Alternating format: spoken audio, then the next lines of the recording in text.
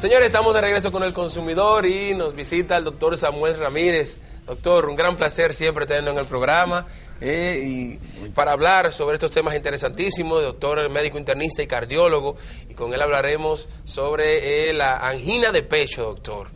¿Qué es esto, doctor, de angina de pecho? Antes de todo, quiero realmente darte las gracias por la invitación a este prestigioso programa que me honro en participar. La angina de pecho es el dolor del corazón, como la conocen los pacientes y todo el vulgo. El corazón duele, porque la gente dice, yo he oído decir, sí.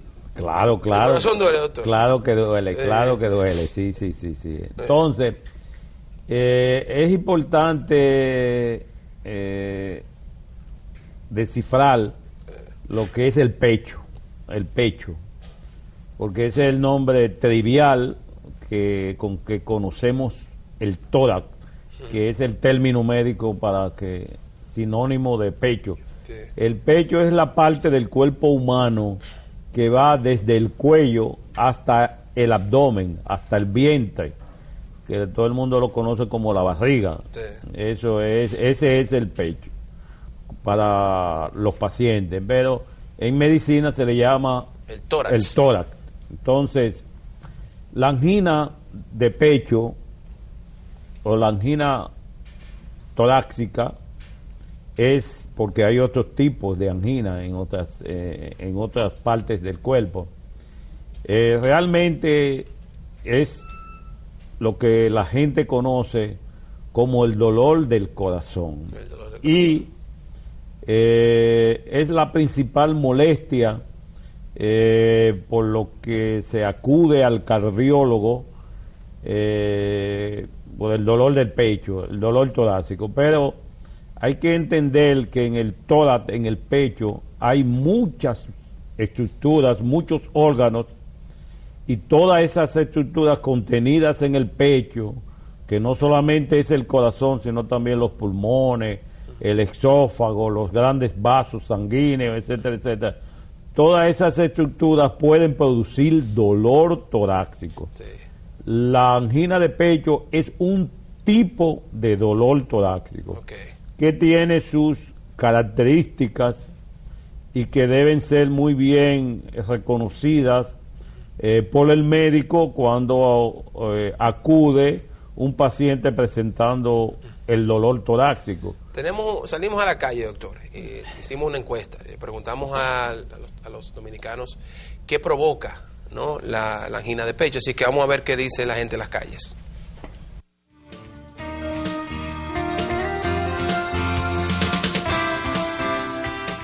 De dolor del pecho, del corazón, que no puede respirar. Bueno, puede ser por contaminación del ambiente. Puede ser por una afección gripal pulmonar, que es por y también por la hipertensión, hay gente que son hipertensos, también eso le produce también dolor en el pecho también. Podría ser una hacer fuerza pesada. Puede ser la chikungunya, porque a mí me dolía mucho el pecho cuando me dio ahora, todavía tengo hasta la alergia. Un sistema respiratorio que afecte mucho a la comunidad, esos son factores coyunturales dentro de la salud que puede provenir dolor en el pecho. La gripe, el fumar, hacer mala sangre, el estrés. La presión alta, en resumida cuenta. El humo que uno aguanta en la calle, la mala depresión.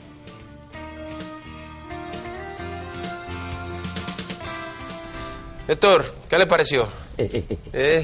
No, que la gente realmente... hasta la chikungunya bailó ahí, doctor. Sí. La gente realmente es temerosa del dolor de pecho por el significado, porque se sabe que el corazón no juega, cuando da duro. Realmente, como te dije, la angina de pecho es el dolor del corazón y tiene sus características muy bien definidas. Pero de lo que decía la gente, doctor, eso es lo que hay algunas de esas. Decía la gente, algunas cosas son ciertas, otras cosas no son capaces de provocar la angina de pecho. ¿Qué es lo que en realidad provoca? La causa de la angina de pecho es la obstrucción, ¿verdad?, de la arteria que alimenta de sangre al corazón, que se llaman arterias coronarias. Cuando estas arterias están afectadas por un proceso de aterosclerosis, el endurecimiento de estas arterias, el flujo sanguíneo, la circulación se obstruye y el corazón sufre la falta de oxígeno, no le llega ese oxígeno, y entonces ese es el característico dolor de pecho, angina de pecho, relacionada casi siempre con el esfuerzo. Por eso se llama angina clásica. Angina clásica. Ese es el tipo de dolor que el paciente va caminando, siente el dolor de pecho, se detiene la marcha y el dolor vuelve a desaparece. Eso es normal, pero vamos por parte. Ese dolor es normal que le dé a las personas, me refiero a ese de cuando no es normal, porque una angina de pecho implica necesariamente, obligatoriamente, una obstrucción al flujo coronario. Entonces no todos tenemos obstrucción al flujo coronario. Entonces cuando la angina de pecho debe ser diagnosticada con premura, ¿verdad?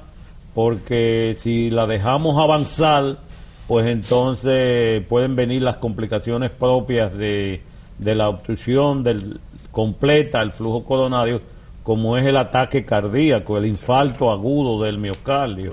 ¿Entiendes? Por eso siempre hay muchas a veces confusiones en lo que es descifrar la angina de pecho, porque a veces no solamente se manifiesta en el pecho, sino en el estómago, y eso es muy importante, que los pacientes aprendan a reconocer que cuando tengan un dolor de pecho se debe acudir cuanto antes al médico, al cardiólogo internista, para reconocer este tipo de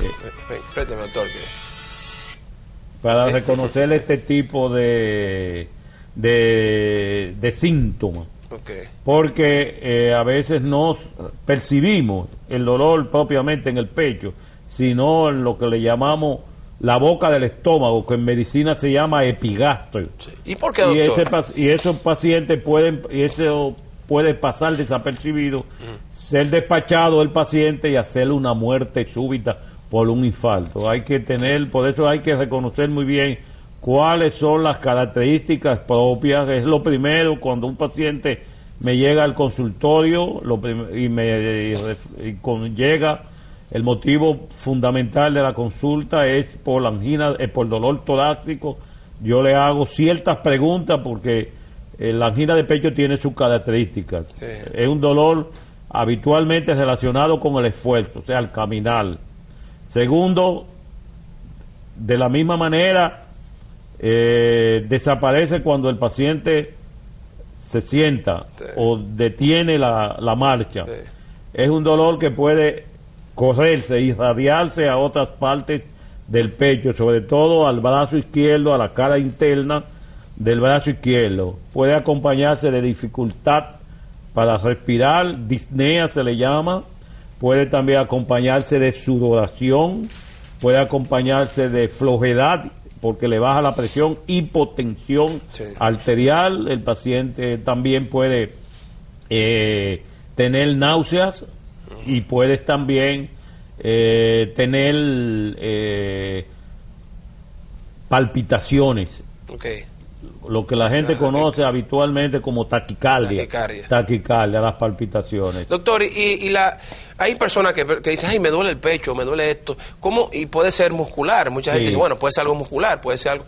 ¿Cómo distinguimos? ¿O quién es que debe distinguir o determinar? Evidentemente que quien tiene que hacer el diagnóstico diferencial es el médico, porque como te dije, en el pecho hay muchas estructuras, están las costillas, están los nervios intercostales, están los grandes vasos sanguíneos, están el pulmón, el esófago y otras partes de otros órganos están contenidos dentro del pecho. Entonces, ¿cómo establecemos el diagnóstico diferencial?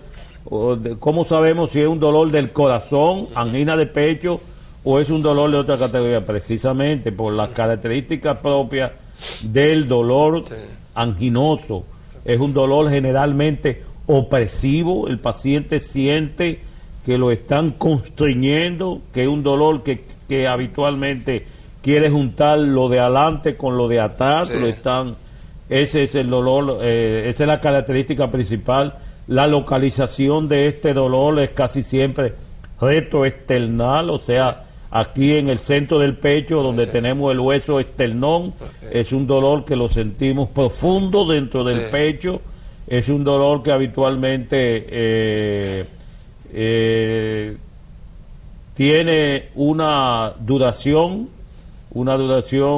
que puede ser corta cuando es mayor de 30 minutos, pues entonces ya podemos sospechar un infarto de miocardio. Es un dolor que siempre responde a cuando recomendamos una pastillita que le llaman Isoldil, que eso es un dilatador de las arterias coronarias. Esa pastillita se pone debajo de la lengua y el dolor habitualmente anginoso desaparece, contrario al mecanismo de otros dolor que son casi siempre de otro mecanismo, como es el dolor muscular por espasmo, como es el dolor por neuritis intercostales. Las neuritis intercostales es una de las patologías que más se confunde con el dolor torácico, pero también nos auxiliamos porque la angina de pecho es un dolor, es un diagnóstico principalmente clínico, pero también nos auxiliamos de pruebas de laboratorio y de electrocardiograma. El electrocardiograma, pruebas de laboratorio y radiografías para también hacer el diagnóstico correcto. Tenemos que hacer una pausa, doctor. Cuando regresemos entonces quiero que hablemos de los tratamientos hoy día que se están utilizando, de toser. Mucha gente habla de toser, del uso de aspirina también para el tema del corazón que se ha recomendado, de ese tipo de cosas que se escuchan y que uno quiere saber si son ciertas, que van a ser útiles para mejorar la angina de pecho o cualquier situación cardíaca. Muy bien. Regresamos ahora.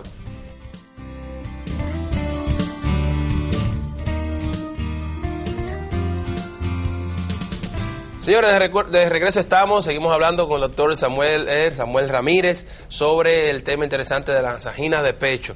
Antes de irnos a la pausa, doctor, yo le preguntaba de que el tratamiento, ¿no?, para esto, y de que hay, no sé si son mitos, pueden ser reales, que dicen que, por ejemplo, cuando cuando tiene algún dolor en el pecho, que estornude o que tosa duro, o una aspirina, o el uso de las aspirinas como también mecanismo para mejorar el tema de todos los dolores cardíacos. ¿Qué tan cierto es esto? Sí, no, realmente el acto de la tos no mejora la angina de pecho. Eso es totalmente incierto. Y el manejo de la angina, después de establecer un diagnóstico correcto, cierto, adecuado, ya encasillar que verdaderamente se trata de un dolor de tipo anginoso. Quiero señalar también dos características muy particulares de la angina de pecho, que es un dolor de gran intensidad. Es un dolor fuerte, como lo llama la gente, y también que es un dolor de tipo opresivo, Esas son dos características fundamentales del dolor de tipo anginoso. En cuanto al manejo, recomendamos reposos, recomendamos lo que le llamamos un tipo de sustancia que llamamos nitratos sublinguales, una pastillita que se ponen debajo de la lengua, y entonces hacemos intervenciones farmacológicas. Recomendamos intervenciones farmacológicas como es el cateterismo cardíaco, como es un ecocardiograma, como es el electrocardiograma, que es el medio diagnóstico más asequible y más ilustrativo para diagnosticar, como método adicional para diagnosticar la angina de pecho. O sea que, doctor, disculpe le interrumpa, estos tratamientos, ¿cómo decir? Sí, o estas soluciones que se le buscan, necesariamente tienen que ser vistos por un médico. O sea, no son... le hago la pregunta porque mucha gente se automedica o mucha gente busca mecanismos caseros para este tipo de cosas o automedicación. La realidad es que no, necesariamente tiene que ver un profesional para necesariamente, así es, para evitar muerte súbita y complicaciones y otras complicaciones cardiovasculares de otra índole, porque la angina antecede al infarto. Cuando nos habla de que una angina existe, nos está diciendo que la sangre que le está llegando al corazón a través de las arterias coronarias está empobrecida. Y entonces, si dejamos que esa disminución, por así decirlo, aumente, pues realmente podemos dejar que se presente el infarto agudo del miocardio, que es la complicación más importante de este tipo de patología de la angina. Doctor, así rápidamente. Pero doctor, te le están llamando. ¿Qué, doctor? Usted tiene... No, está bien. Doctor, si usted quiere, présteselo a él, mire, a ese señor que él... Apágalo, sí. apágalo. Doctor, por último, la parte de prevención. O sea, para nosotros no solamente el tema de angina de pecho, sino para tener un corazón sano. Usted hablaba de cuando se bloquean, ¿no?, las arterias, tipo de cosas. ¿Qué podemos hacer nosotros? ¿Cómo debemos, la vida nuestra, cómo debe ser para evitar este tipo de cosas? La prevención de la angina de pecho es la prevención de los factores de riesgo cardiovasculares, entre los cuales tenemos la hipertensión arterial, tenemos la hipercolesterolemia o dislipidemia más completa, tenemos el no fumar, la vida sedentaria, el sobrepeso, el control adecuado del caso de que sea de diabetes. Esas son, o sea, prevenir la angina de pecho es prevenir los factores de riesgo que llevan a la angina de pecho. Comer bajo en grasa, hacer ejercicio, no fumar, ese tipo de cosas son. La hipercolesterolemia, la hipertrigliceridemia, o sea, la dislipidemia, esas son las medidas preventivas de la angina de pecho, pero muchas de las medidas caseras no surten realmente beneficio ni tratamiento eficaz para ella, porque, por ejemplo, ni el toser. Cuando tomamos una aspirina, lo que hacemos cuando tomamos una aspirina es que ayudamos a que no se forme el coágulo que normalmente se forma cuando hay un ataque cardíaco. Se forma un coágulo que tapona la arteria y, eso es lo que y la aspirina ayuda en eso, pero la aspirina en sí no es analgésica, no quita el hay también analgésicos que le llamamos opiáceos, que son los más fuertes para contrarrestar el dolor anginoso. También hay, aparte de los vasodilatadores coronarios, como es la nitrato, que podemos, el isoldil, esos son de los... Bueno, pero lo más importante es reconocer, señores, que cualquier medida que se tome debe ser recomendada por un especialista. Nada que nosotros podamos hacer va a mejorar a menos que el doctor sea el que nos autorice. Así que, doctor, muchísimas gracias. Siempre es un gran placer tenerlo en el programa, aprendemos muchísimo con sus participaciones y conocer todos estos temas importantísimos que puede ser una cuestión de vida o muerte. Eso no se puede, ha sido. No se puede jugar con eso. Vámonos a la pausa, señores. Cuando regresemos tenemos al doctor Wilfredo Ildefonso Mañón Rossi con nosotros. Regresamos ahora.